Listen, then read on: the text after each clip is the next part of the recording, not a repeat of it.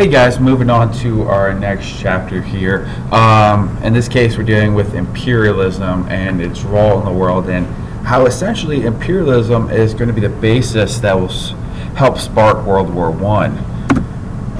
In this case, why did nations scramble for new territories in the 19th century? A couple of reasons I'm sure you can figure out.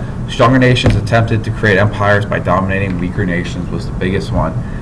European nations began to dominate Asian and African areas in the late 1800s. Some factors for this imperialism include industrialization. They needed more supplies, they needed more money, more workers. Rise of empires. Germany and Austria-Hungary. You guys saw how Germany united and is starting to become an empire.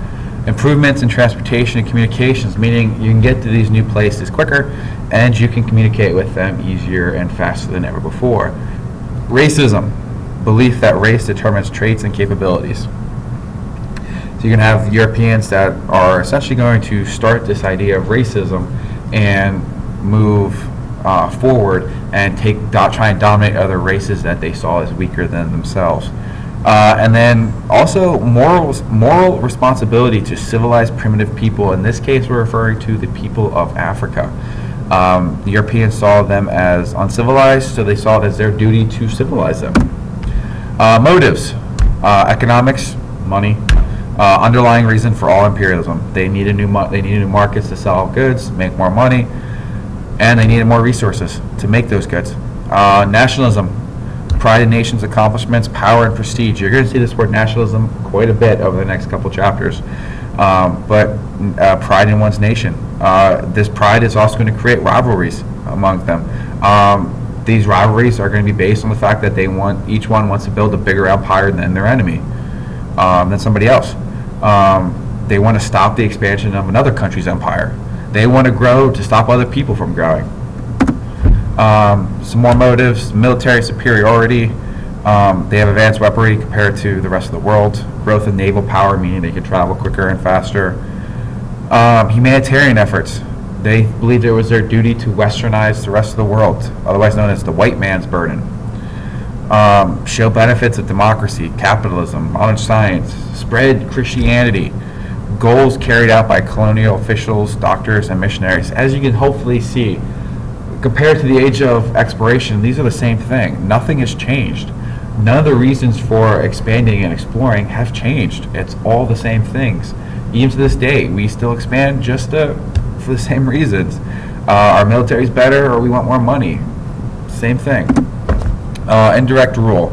Subtle control of a territory or country through influence on culture, politics, and economics. These people are often referred to as the protectorate. Imperial nation cooperated with local political leaders. Local rulers allowed to keep authority and status only if they were in agreement with the ruling country.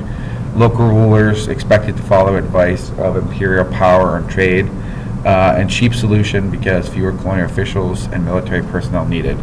You didn't have to worry about fighting a big battle because the people already knew those local leaders, and therefore if you can get them on your side, one less thing you have to worry about. Compared to direct rule, where you were taking direct control of a territory by military force. Maybe you were not able to get the local leader to follow you, so you now have to take control forcefully. Goal was to replace native culture with imperial culture and turn territories into provinces of the motherland. So no longer would they just be a territory, but they would actually be a part of the empire. Moving on, this is a really quick chapter. We'll just do both in one video. What were the effects of imperialism? Some negative effects, as I'm sure you can imagine. Did not allow colonists to develop own industries. With these people coming in and taking the natural resources, the people who actually lived there beforehand were not able to actually use their own raw materials to grow their own industries. They had to worry about growing somebody else's.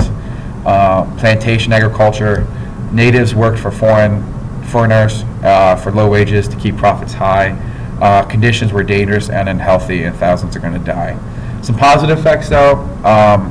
They're going to build infrastructure, railroads, roads, and they're going to. The entrepreneurial class is created in rural areas. People are going to start seeing this business and want it for themselves, create their own businesses. change their own life. So one of the positive effects is that that idea is going to be born in these native people. Some resistance, of course, is going to happen. Colonists often resented imperial powers. Ruling classes, they will lose control and privilege. Peasants will lose their land. Most of the resistance movement failed before 1900. After then, you get some success. After 1900, resistance will change. Leaders came from educated classes that are created by imperialism. Urban middle class with Western education. Resistance originally based on religion or economic interests, and later resistance has its roots in nationalism, meaning they want to become independent. They want to build their own country up and not just build somebody else's country up. But as you can see, that's it for imperialism. Very quick, real quick. But until next time, I'll see you guys later.